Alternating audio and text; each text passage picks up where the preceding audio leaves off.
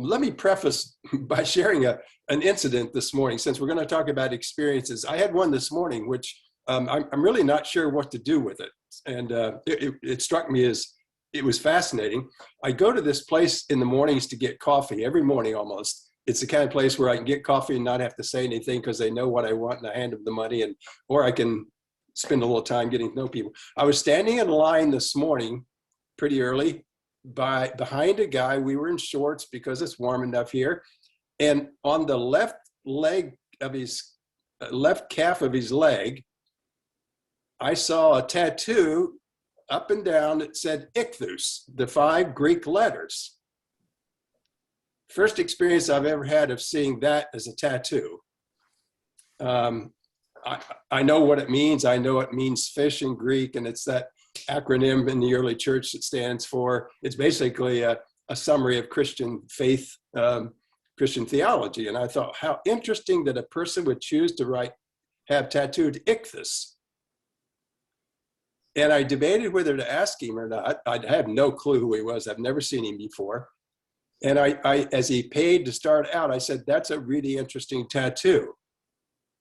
And he said, yo, I'm Greek. It's part of my family. And I just left it at that. I decided I don't want to pursue it. I don't want to know the story yet. And so I've had this really interesting encounter. I would say it wasn't an experience so much as an encounter with this guy who has Ichthus. That may or may not be germane to what I'm going to do. I certainly hadn't planned it before I went to get coffee this morning. So I just share that as I don't have any tattoos. I don't plan to get any, but I was really intrigued by that one. I thought, if I'm going to get one, that's a pretty cool one to get. So there you go. I don't want to read my paper per se. I want to pick up parts of it and develop it. And if you knew how I taught, I would never read this. I never lecture, so I would never read anything this long in a real classroom because I would like to precipitate things. I'm guessing that some of you know Delio well, much better than I do. So, but I am intrigued by her. I like her theology. I've done some reading with her. We had her to campus. I never met Merton. I know quite a few people who knew Merton, so I feel one step removed there. But I'd like to begin with, I have a couple epigraphs because I want to jump in almost immediately to his experience at 4th and Walnut, and I'm going to bring in a Delio quotation that I think is comparable anyway.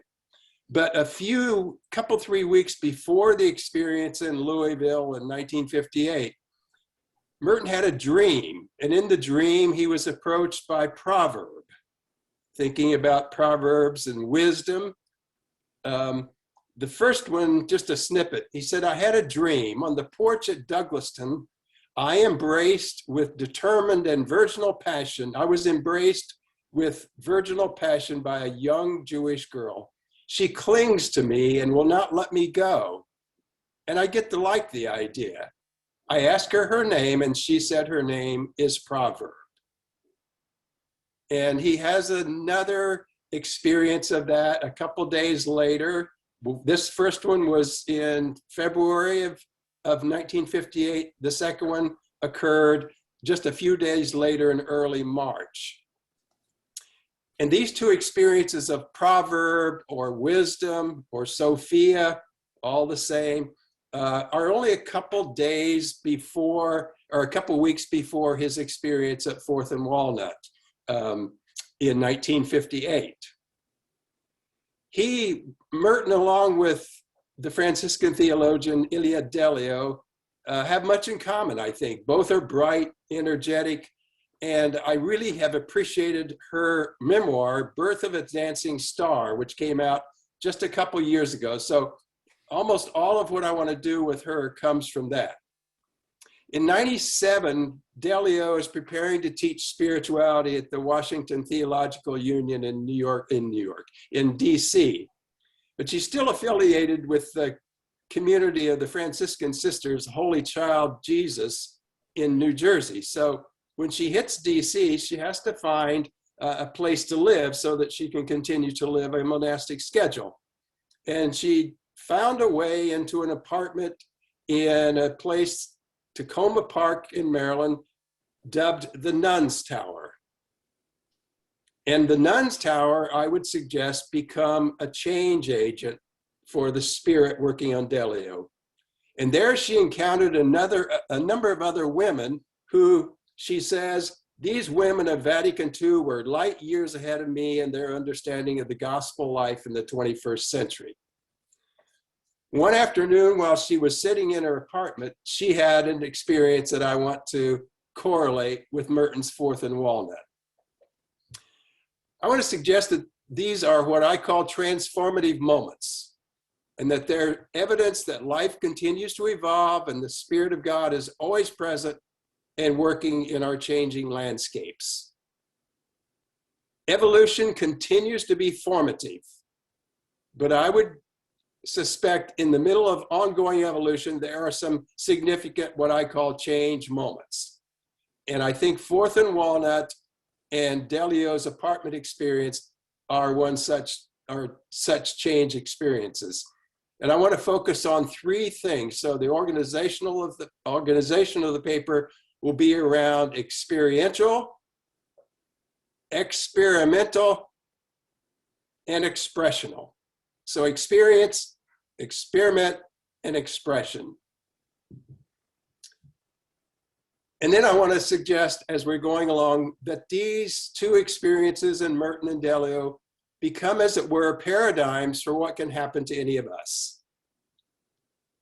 So the Fourth and Walnut experience, March 18, 1958, in the middle of Louisville, around midday. He accounts for that in his journal entries and then reflects on it, and it becomes a part of his book, the wonderful book, Conjectures of a Guilty Bystander. I don't want to spend time reading that fairly long account from his journals and conjectures, basically the same account. I'm presuming that most of us know that one. 40 years later, Delio has an experience which she recounts in a briefer way, but I think it's just as profound. Unlike Merton's urban experience, Delio is sitting alone in her apartment, later afternoon. Let's listen to what she says, because this may not be well known if you haven't read Birth of a Dancing Star. She says, one day I arrived home after class and had an opportunity to sit quietly in my apartment as the sun was setting outside, like an orange watercolor line running across the stripe of brown trees. I was basking in the solitude and beauty of the burnt orange scene glowing outside the large windows. In a moment, I had a profound inner experience of God's deep inner presence and a sense of real freedom. The moment caught me off guard, and one of the inner walls of self-protection fell to the ground. I realized in that moment that the habit did not define who I was as a Franciscan. Love alone did. To commit one's life to Christ is to commit oneself to radical love. Love alone bears witness to itself. I had encountered enough religious women to know that the habit could be deceiving because the outward appearance of holiness could be mistaken for the inner content of wholeness. Religious life can never be a life of appearance. The life of holiness must be connected to a life of wholeness. Religious life is a perpetual fitness center for the soul, or a training center of love. She has some great metaphors. The pursuit of holiness is learning to integrate the threads of our many loves into the single-hearted love of God. Where we grow in love is where we find our true being, because it is where we find our true freedom. And where we find our true freedom is where we grow into our true identity in God. So that experience from Delio, which I want to compare to Merton's Fourth and Walnut. Neither of these two people expected a profound experience that day, and it happened. But I would argue that it caused such an impression on them experientially that it was indeed life-changing. Jonathan Montalto really doubts that the Fourth and Walnut experience actually happened. He calls it a significant literary event. But I would join Christopher Premuk and others who at least would like to think it actually really happened. I would suggest the experience is an epiphany of love, a realization, as Merton calls it. It's more than a vision or a dream. I'd like to see it as a breaking open, a disillusion, as it is for Delio. Merton's broken open. His disillusion is the realization that he's not separate from those around him. He's just a human being, an amazing discovery. He's not separate, just one of the human mass. In addition to being an epiphany of love, I would argue that it's an epiphany that's revelatory. It reveals. Revelation is more than just a new idea, however, it's an experience. Revelation always allows us to see. And then finally, I want to suggest it's a transforming moment, as Delio's was. And transforming moments have consequences. And one of the consequences of Merton's experience is it gives him a new sense of belonging. He knows unequivocally that he's a human being, just like you and me. And this has some real relationship to Delio. She names hers an experience. And out of the experience, she gets a deep inner sense of God's presence and a sense of real freedom. It also broke open Delio, I would argue. This breaking open also allowed her a new revelation. Interestingly, it precipitates her thinking about gender differences. She became aware of herself as a woman in perhaps a new way, but she was also monastic. She declares, one day I went to the Salvation Army and I bought a basket full of secular clothes. I removed my veil and modified my habit and put on a pair of pants and went to school. Her experience also has consequences. It gave her a new sense of belonging. She calls it a transitional moment and says, for the first time in 20 years, I felt part of the whole mass of people I was connected to, whether at the bank or the post office, or standing on the street waiting for the light to turn green. I lived for God, and God lived in them, and I lived in them, and they in me. That sounds a lot like Merton to me. Experiences, I argue, transformative experiences come to be experimental. This is the dynamic. Experience moves us into experimenting. I'd like to pick up on some of the work that Jack Meserow did at Columbia University in the 70s around transformative learning. And he says transformative learning provokes a change in what he calls our meaning perspectives. Specifically, we typically will go through 4 phases, and I'm suggesting that both Merton and Delio experienced this transformative learning. The 4 phases he identifies: disorienting dilemmas, critical reflection, rational dialogue, and finally, action. We already see how, for Merton, the experience was disorienting. But disorientation does not have to be depressive or fearful always. In fact, it can be stretching and liberating, which is what it did for her and him.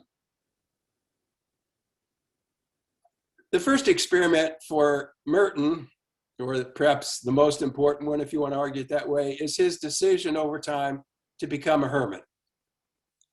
His experience in 58 at 4th and Walnut comes at a time when he's already thinking about hermitage. That can be traced back as early as 57, and we all know that Merton always was thinking about going someplace else. And the paradox is he died somewhere else, and they dragged him back home and buried him outside the walls of the monastery.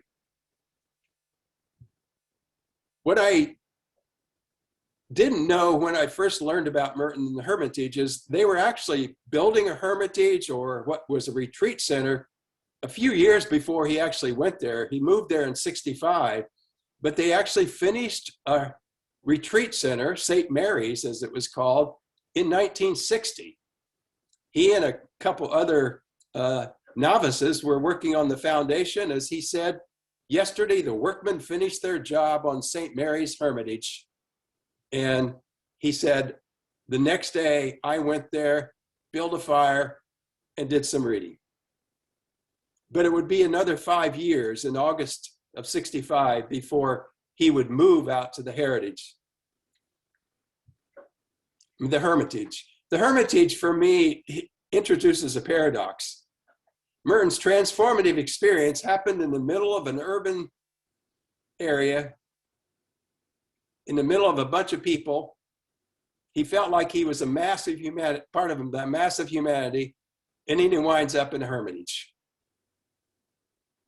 But a paradox is not an either or. He has an interesting chapter in New Seeds of Contemplation entitled Solitude is Not Separation. I think this is how we can link the Fourth and Walnut experience with the Hermitage experiment. Both are part of Merton's ongoing spiritual renewal, which is what transformative moments do to us. As he reflects in that New Seeds passage, living with other people does not guarantee that we live in communion with them or even in communion with others. And to live a life of solitude doesn't mean that we lack communion. He continues, mere living alone does not isolate a person. Mere living together does not bring people into communion.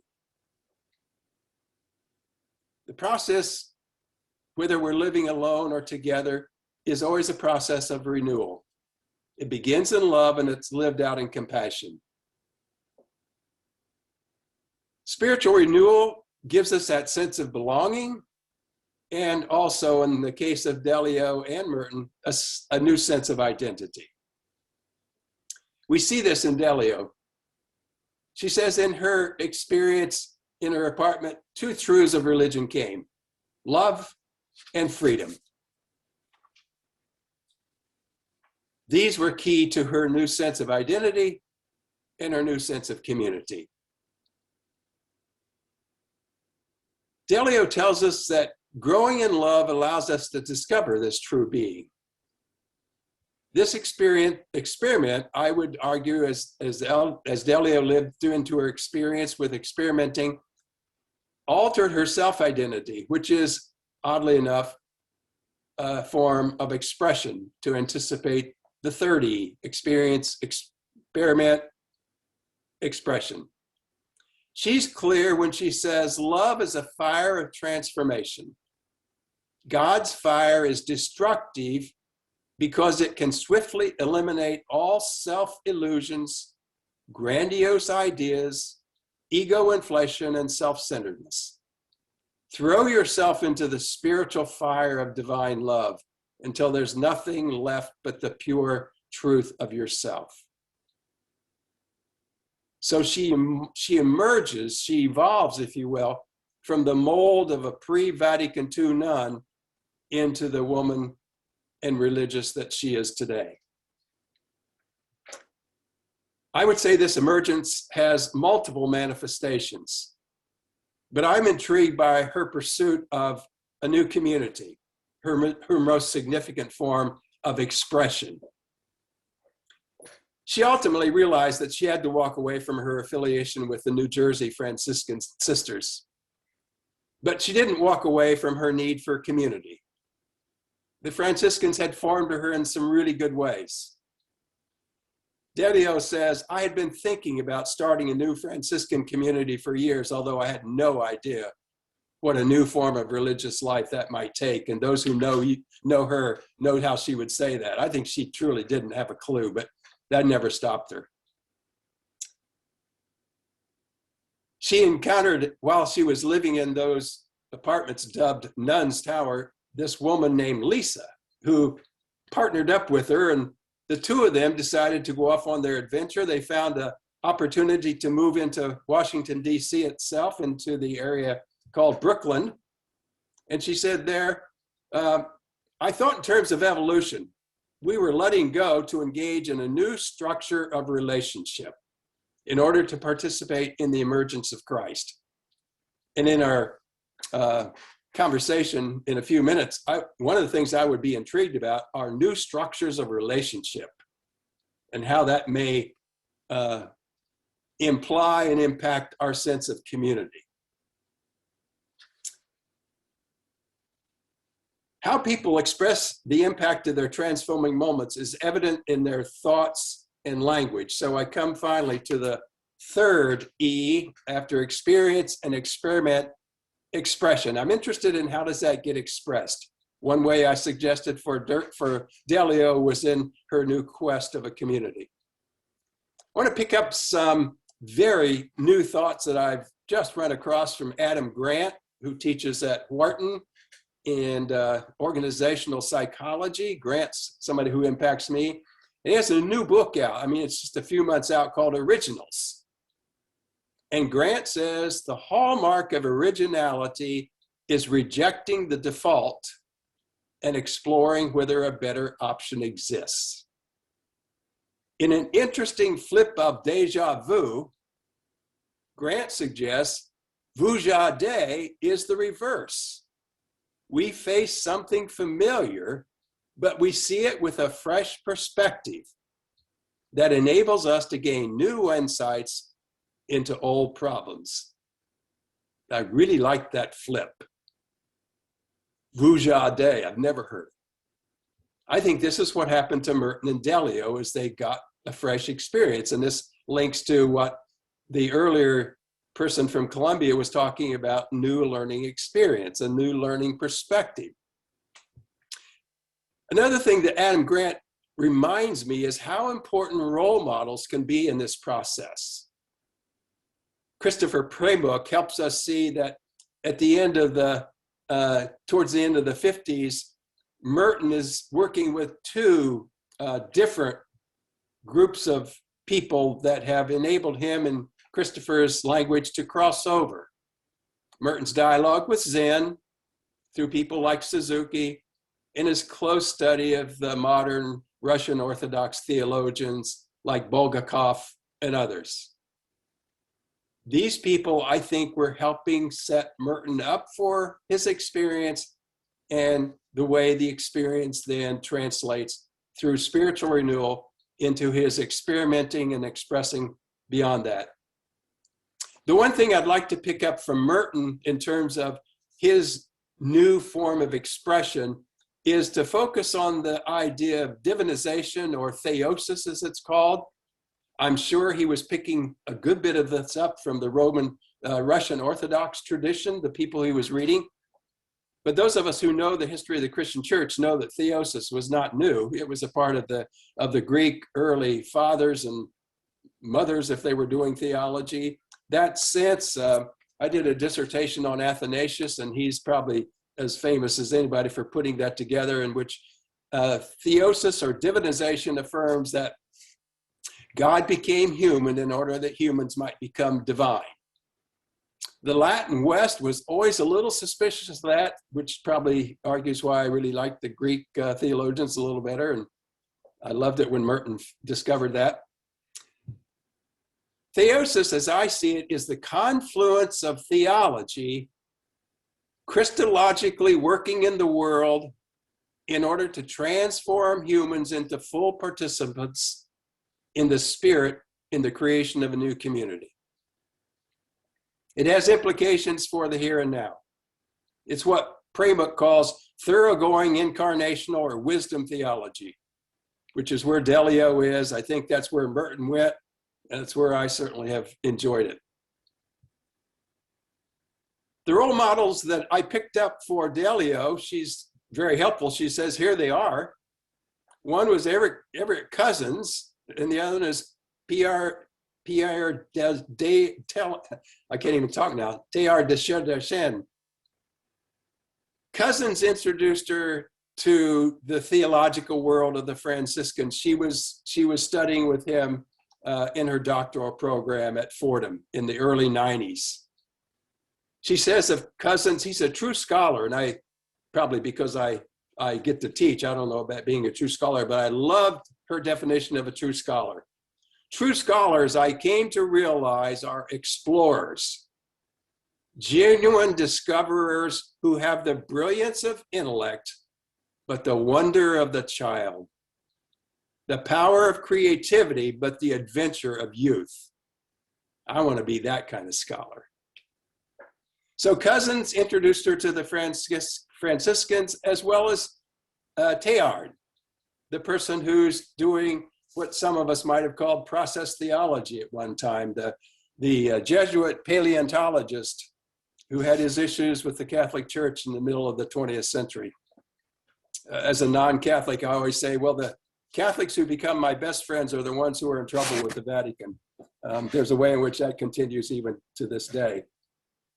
But it was Teilhard who helped her develop the kind of language of evolution to understand her faith renewing experience and to marry religion and science, which is clearly one of the things that many of us are attracted to her.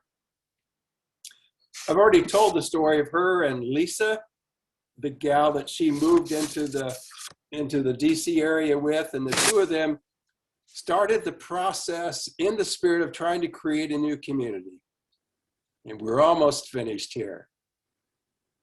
If we're going to be in a new place doing new things, if we're going to be originals, then what Delio and Lisa realize is we may have to revise our vows since we're not living monastically the same way we've been.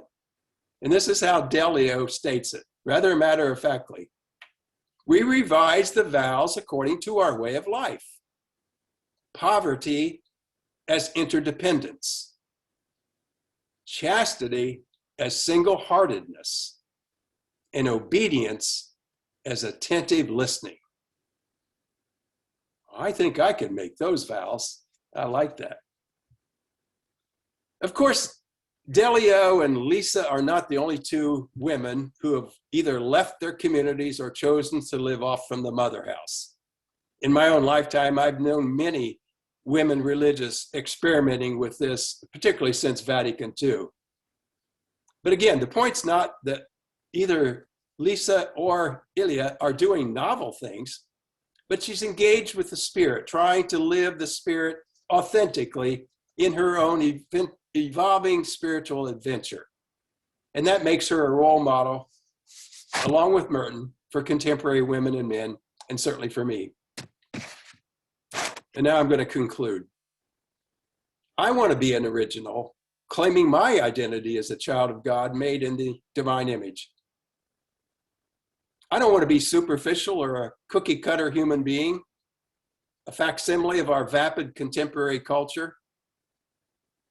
But this demands an openness to experiencing, experimenting, and expressing the God who is fire, according to Delio. Like her, I want to know the fire in my heart is the fire in the heart of the universe, and its flames will not be extinguished. But to welcome this, I think, is to welcome transformative moments, to be vulnerable to those. But we can confidently join Delio and know that the transformation is possible, and we may live many lives in the course of our existence. She says, every time I died, I was born anew, reincarnation and incarnation. I think people with hearts on fire travel the path of glory. They launch our journey, these transformative moments, and we can walk confidently. It's an individual journey, and it's a communal trip. Thomas Merton knew this well. We can know what Merton knew about this path, and I'll close with these words from him. It is a glorious destiny to be a member of the human race, though it is a race dedicated to many absurdities and one which makes many terrible mistakes. Yet with all that, God himself is glorified in becoming a member of the human race. A member of the human race. To think that such a commonplace realization should suddenly seem like news that one holds the winning ticket in a cosmic sweepstakes. We are on the way. And as he says, the gate of heaven is everywhere. Thank you.